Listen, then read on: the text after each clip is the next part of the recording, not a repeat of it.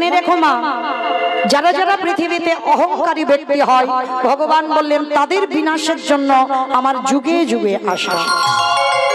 যে তৃতীয় পাণ্ডব অর্জুন, যাদের সখা ছিল স্বয়ং ভগবান, কিন্তু তথাপিও বাবা সেই তৃতীয় পাণ্ডব অর্জুনের দর্পচূর্ণ আমার ভগবান নিজে দাঁড়িয়ে থেকে করল। তো মায়েরা, একেবারে তথ্য মিশ্রিত লীলা, যারা মহাভারত জ্ঞানী বসেছেন তারা অবশ্যই করে জানবেন।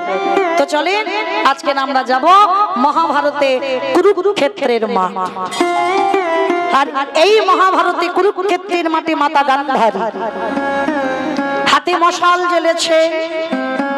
রাতের অন্ধকারে পুত্র শোকে কাতর গান্ধারী মা ওই হাতে মশালটা জেলে পাগলিনীর মতো ছুটতে ছুটতে যাচ্ছে। চিৎকার করে একটাই নাম উচ্চারণ করছে, দুর্যোধন।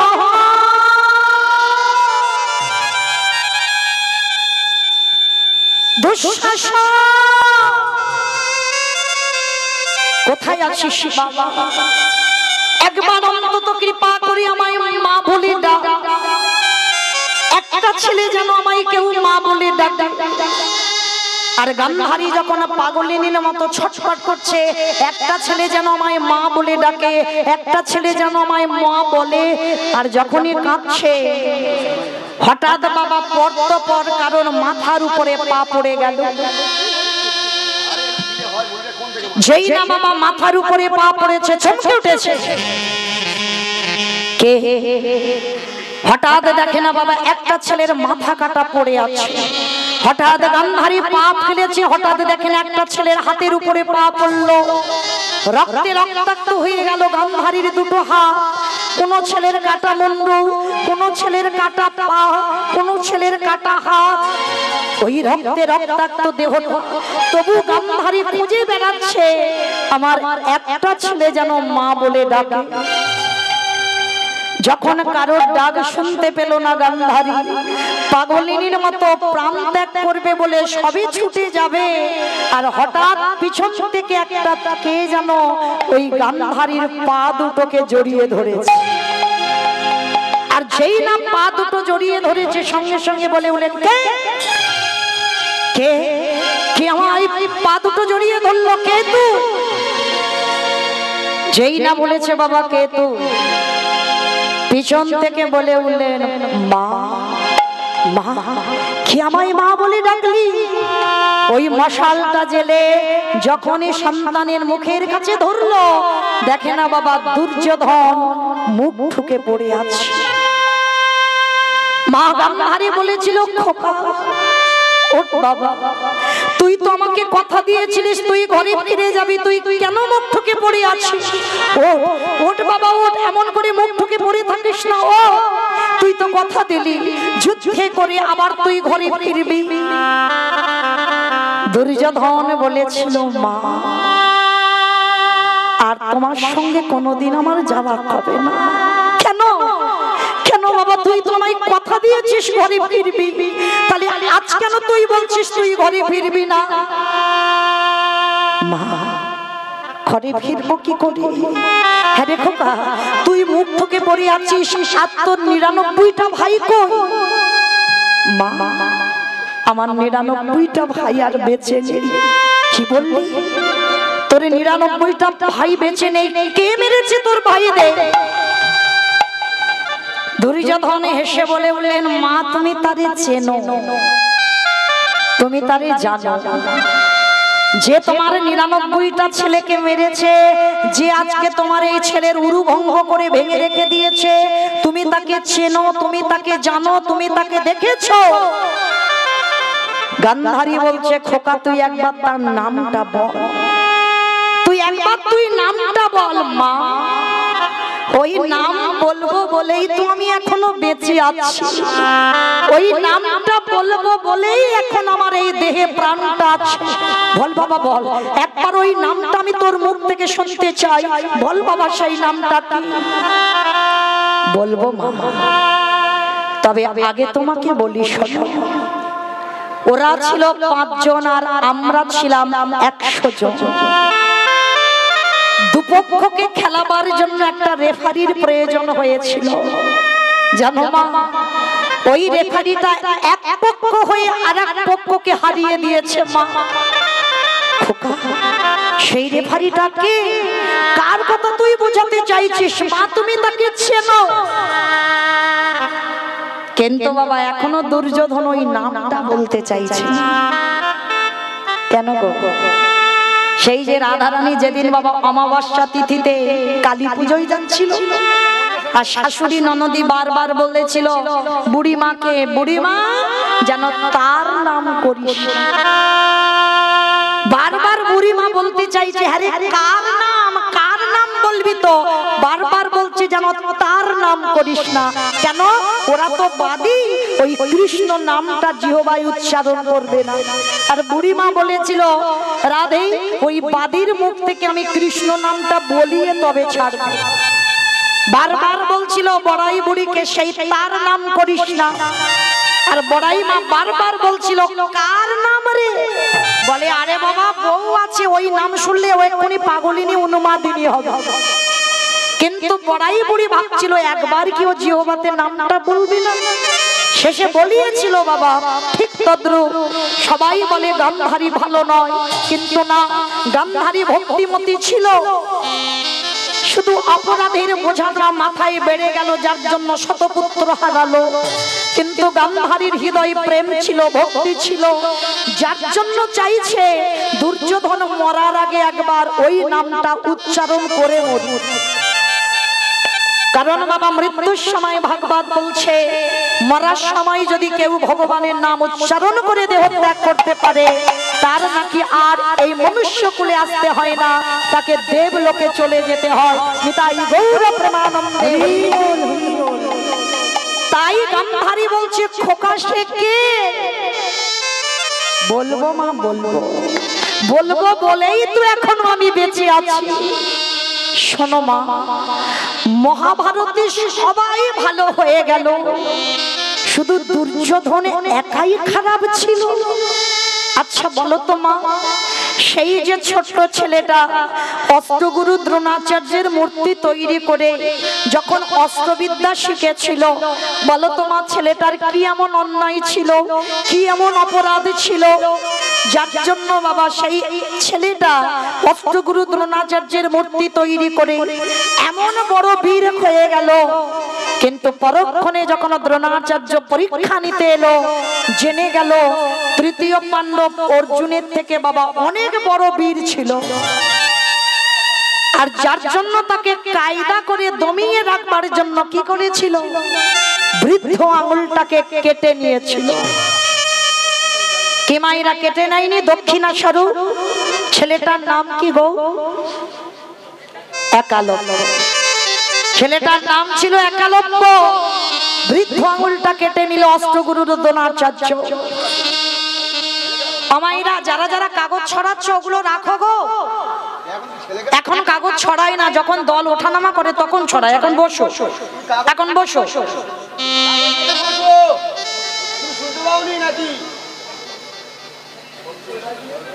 বসো মা, বসো। এখন কাগজ ছড়িও না, যখন দল ওঠানামা করবে তখন কাগজ ছড়াবে, এখন নয়। নিতাই গৌর প্রেমানন্দে। হরি বল, হরি বল, হরি বল।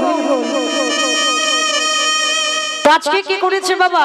গান্ধারীকে বলছে বলো মা, সেই মহাভারতে অস্ত্রগুরু দ্রোণাচার্য এরা অন্যায় করে, তাহলে তারা অন্যায় করে তারা সব মহান ব্যক্তি হয়ে গেল, আর দুর্যোধন শুধু একাই খারাপ হয়ে গেল। বলো তারা অন্যায় করেনি? কিসের জন্য? অর্জুনকে বীর করবার জন্য একালব্যের আঙুলটা কেটে নিল। এরা অন্যায় করেনি? করেছিল, কিন্তু তাদের অন্যায়টাকে অন্যায় বলে দেখা হলো না। শুধু মহাভারতে দুর্যোধনকে অন্যায়টাকে স্বীকার করতে হলো। দুর্যোধন একাই অপরাধী হলো। তবে শোনো মা, বারবার গান্ধারী বলছে খোকা একবার তুই বল তোর 99 ভাইটাকে কে মেরেছে? বলবো মা, বলবো বলেই তো এখনো বেঁচে আছি। বলবি তো তুই তার না? দুর্যোধন বলে উঠলেন তবে শোনো মা, সেই মানুষটা অন্য কেউ নয়, তাকে তুমি জানো, তাকে তুমি দেখেছো, তাকে তুমি চেনো, যার নাম হলো কৃষ্ণ। ওই কৃষ্ণ নামটা উচ্চারণ করে দুর্যোধন প্রাণ ত্যাগ করলো। আর যখনই দুর্যোধনের মৃত্যু হয়ে গেল, গান্ধারী পাগলিনীর মতো কেঁদেছিল। কেউ কি নেই আমার একটা ছেলের মুখে আগুন দেওয়ার মতো? কে কোথায় আছে? একজন অন্তত এসো, আমার একটা ছেলের মুখে আগুন দেবে।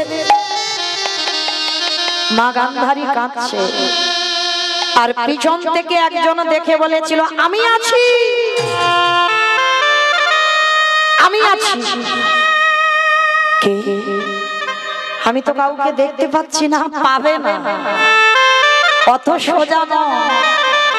হাজার হ্যালোজিন আমার সামনে ধরলে আমায় দেখা যায় না, হাজার টিউবলাইট জেলে দিয়ে আমার সামনে ধরলে আমায় দেখা যায় না, হাজার হ্যারিকেন ধরে দাঁড়িয়ে থাকো আমায় দেখতে পাবে না, আমি যদি কৃপা করে তার সেই জ্ঞান নয়নটা না দিই। তবে তোমার সেই নয়ন হয়নি, তথাপি আমি তোমায় দেখা দেব। আমার যে ছেলেটা পিছনে বলেছিল আমি আছি, সামনে এসে দাঁড়িয়েছে। আর যেই সামনে দাঁড়িয়েছে, গান্ধারী মশালটা জেলে সামনে যেই না ধরেছে, দেখে না কৃষ্ণ দয়াময় দাঁড়িয়ে আছে। কৃষ্ণ, আমি পুত্রহারা জননী কাঁদছি, আর তুই আমায় দেখে হাসছিস। পিসি, বৃথাই আমার ঘাড়ে চাপাচ্ছ। আমি তোমার শতপুত্র নিধন করেছিস, তুই করেছিস আমার শতপুত্র নিধন। না পিসি, তোমার পাপের ভরা পূর্ণ হয়েছে, তাই তুমি শতপুত্র হারিয়েছ। তবে শোন কৃষ্ণ, আমি পাপী হই আর যাই হই, আমার যেমন কুরু বংশ ধ্বংস করলি, আমি তোর অভিশাপ দিলাম, তোর 56 কোটি যদু বংশ ধ্বংস হবে হবে হবে। ভগবান দুবার কেঁদেছিল এই মহাভারতে। যেদিন দ্রৌপদীর বস্ত্র হরণ হলো সেদিন, আর একদিন কেঁদেছিল যেদিন গান্ধারী অভিশাপ দিল সেদিন। আর কোনদিন কৃষ্ণ কাঁদেন, এই দুদিন কেঁদেছিল।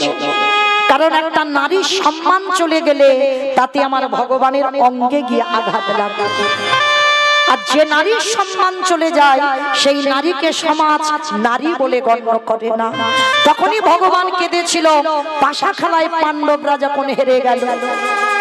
আচ্ছা বলো তো বাবা, যার সঙ্গে কৃষ্ণ রয় তারা পাশাখালায় হারলো কেন?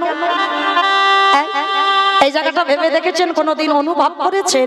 কীর্তন মানে অনুভব। যাদের সঙ্গে কৃষ্ণ থাকে তারা কেন পাণ্ডবরা পাশাখালায় হারবে?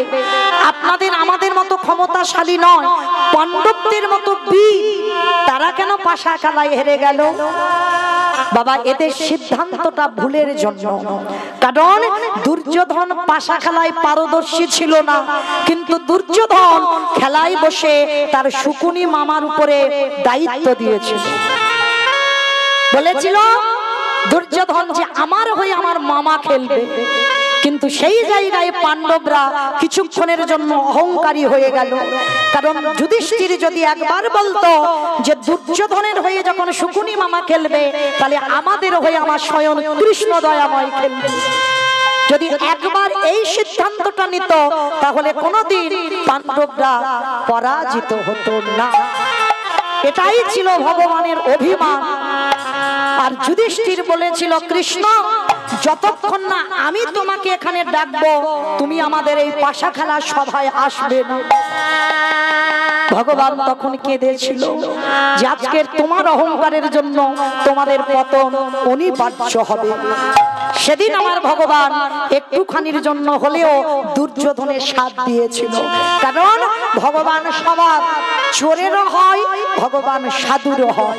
যার সিদ্ধান্ত ঠিক থাকে, যে ধর্মকে আঁকড়ে রাখতে পারে, ধর্ম বলছে কারণ রক্ষা করতে হয় না, ধর্ম নিজেই দাঁড়িয়ে যায়। নিতাই গৌর প্রেমানন্দে।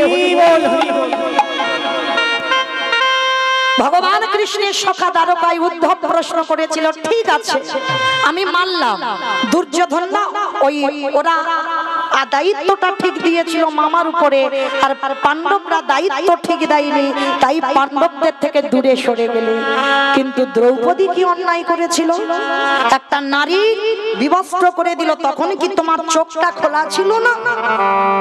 ভগবান বলছে ছিল তো খোলা, কিন্তু কেন গেলে না কৃষ্ণ?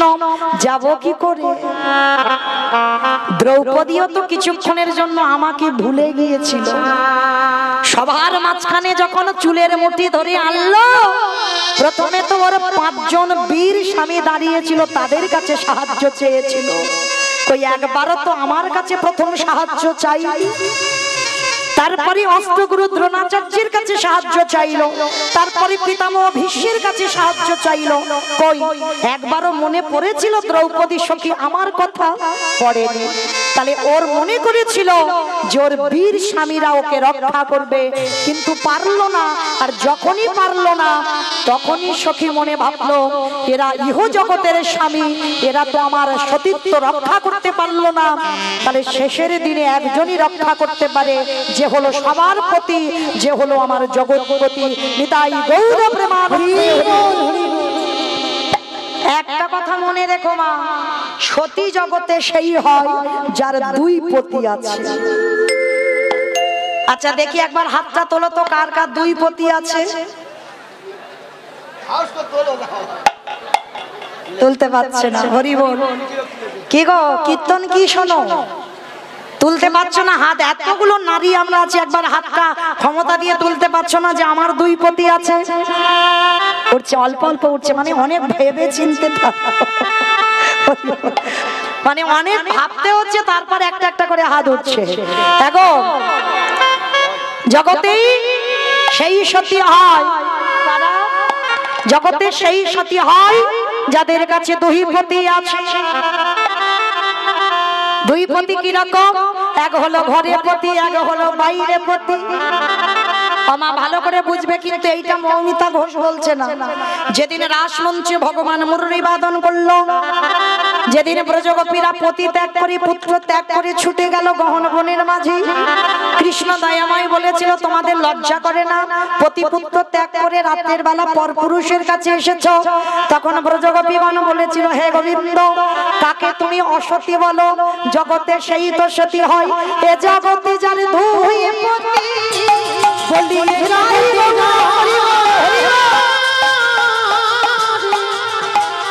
যার 2 পতি, যার ঘরে পতি বাইরে পতি, জগতে সেই তো সতী, যার ঘরে পতি আর বাইরে পতি, জগতে সেই তো সতী।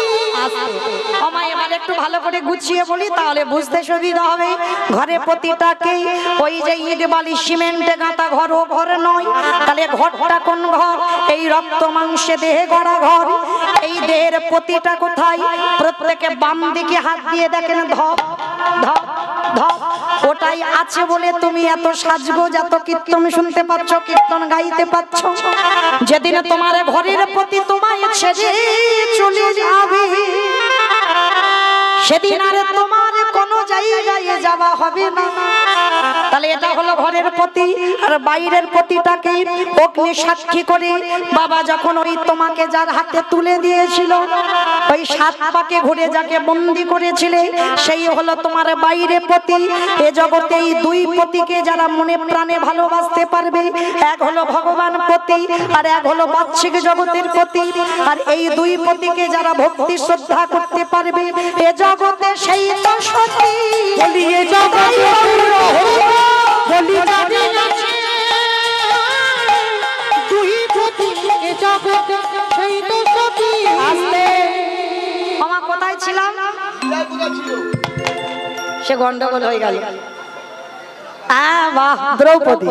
তাহলে কৃষ্ণ উদ্ধবকে বলেছিল, উদ্ধব দ্রৌপদী পাণ্ডবদের সাহায্য চাইলো, ভীষ্মের সাহায্য চাইলো, কুন্তী ওদের সবার কাছে সাহায্য চাইলো, কিন্তু কই তার সখা কৃষ্ণের কাছে তো চাইলো না। তার জন্য তো দেরি হয়ে গেল, নারীর সম্মান ধুলোয় মিশে গেল। আর যখনই আমাকে স্মরণ করলো, তখনই আমি বস্ত্র জগিয়ে দিলাম। তাহলে এইটুকু শুনে আপনাদের আমাদের কি চৈতন্য হলো? সাহায্য যদি চাইতে হয় প্রথমে গোবিন্দ চরণ ধরে ফেলো। আর হয়তো সবার কাছে সাহায্য চেয়েছে, বাবা ফেল হয়ে গেলাম, আর কিছু করার নাই, তখন ভগবানের চরণ ধরি, তাই না? বলে বাহ্যিক জগতের ডাক্তার তোমার রোগ ভালো করবে না, রোগকে ভালো করবে ডাক্তার।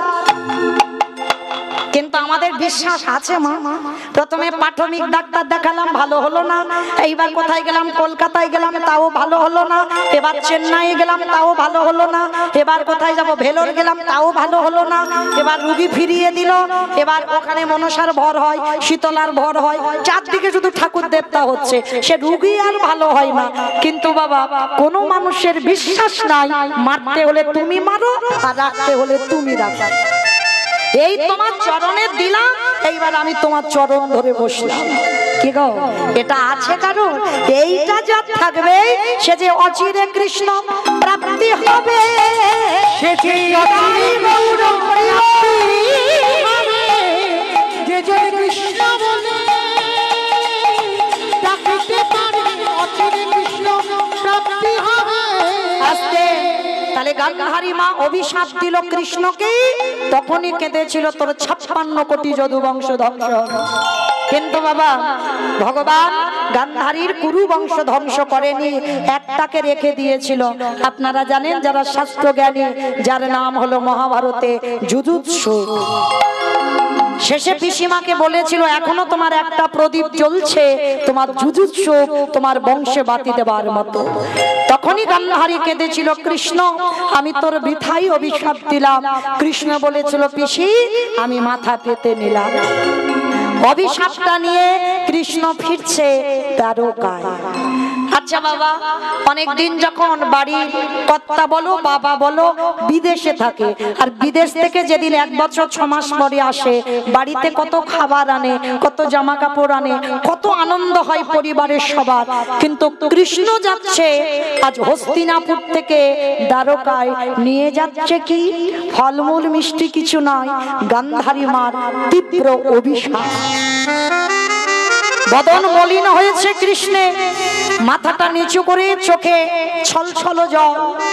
আর হঠাৎ বাবা তৃতীয় পাণ্ডব অর্জুন পিছন থেকে দেখতে পেয়েছে কৃষ্ণ মাথাটা নিচু করে চলে যাচ্ছে, আর পিছন থেকে অর্জুন ডাক দিল হেন কালে তৃতীয় পাণ্ডব দেখিতে পাইল, হেন কালে তৃতীয় পাণ্ডব দেখিতে পাইল, হেন কালে তৃতীয় পাণ্ডব দেখিতে পাইল, হেন কালে তৃতীয় পাণ্ডব দেখিতে পাইল। প্রাণের সখা বলে ডাকিতে লাগিল, প্রাণের সখা বলি ডাকিতে লাগিল। তৃতীয় পাণ্ডব অর্জুন ডাকছে সখা, ও সখা এদিকে এসো, এদিকে এসো। কি তোমার চোখে জল সখা কেন? অর্জুন জিজ্ঞাসা করছে কৃষ্ণকে।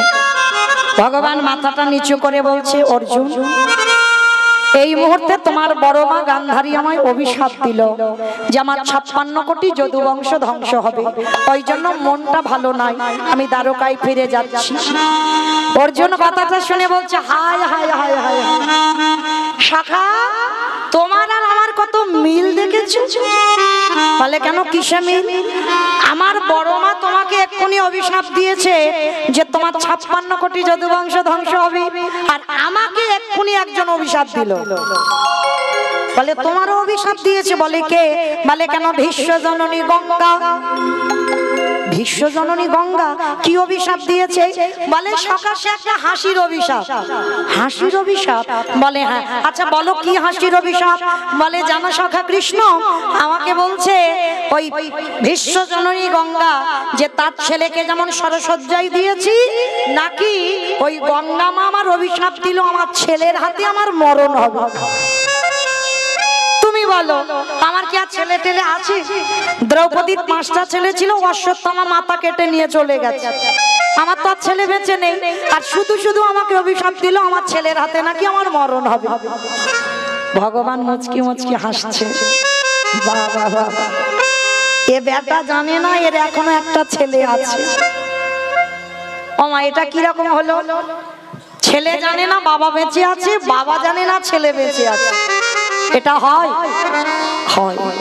অর্জুনের সঙ্গে হয়েছিল। ছেলের বয়স আজকের 20 বছর হয়ে গেল। অর্জুন জানে না তার একটা ছেলে বেঁচে আছে। ও জানে দ্রৌপদীর 5টা ছেলে অশ্বত্থামা মাথা কেটে নিয়ে গেছে, মানে আমার আর ছেলে বলে নেই। কিন্তু এখনো একটা ছেলে আছে যার বয়স আজকের 20 বছর হয়ে গেছে। আর ছেলেটাও জানে না যে তার বাবা অর্জুন এখনো বেঁচে আছে। এটা কিরকম হলো? এই ঘটনাটা একটু করে শুনবো। কিন্তু অর্জুন বলছে, সখা একটা কাজ করো না, তুমিও অভিশাপ পেয়েছো, আমি আর অভিশাপ পেয়েছি, তাহলে দুজনে অভিশাপ পেয়েছি।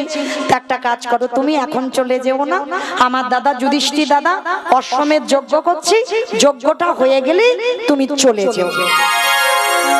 ভগবান মনে মনে চিন্তা করছে, ঠিক আছে, তাহলে অশ্বমেধ যজ্ঞ হবে, ওই যুধিষ্ঠির ঘোড়াটা ছাড়বে, আর ঘোড়াটা ছাড়লে ঘোড়াটা ঘোরাতে ঘোরাতে এমন একটা জায়গায় নিয়ে যাব যেখানে অর্জুনের ছেলে বড় হয়ে আছে। এ বেটা তো জানে না, আর ঘোড়াটা ছাড়াতে যাবে অর্জুন, আমাকে তো রথ চালিয়ে যেতে হবে, আর আমি ঘুরিয়ে ঘুরিয়ে ওকে সেইখানে নিয়ে যাব, আর সেইখানে নিয়ে গিয়ে এ তো জানে না গঙ্গা আমারই নেই, ভগবানের চরণ থেকে গঙ্গার উৎপত্তি। তাহলে আমার মেয়ে যখন ওকে অভিশাপ দিয়েছে, অর্জুন তোমার বড্ড অহংকার, কুরুক্ষেত্রের মাঠে যুদ্ধ করে তুমি অহংকার করে বলেছিল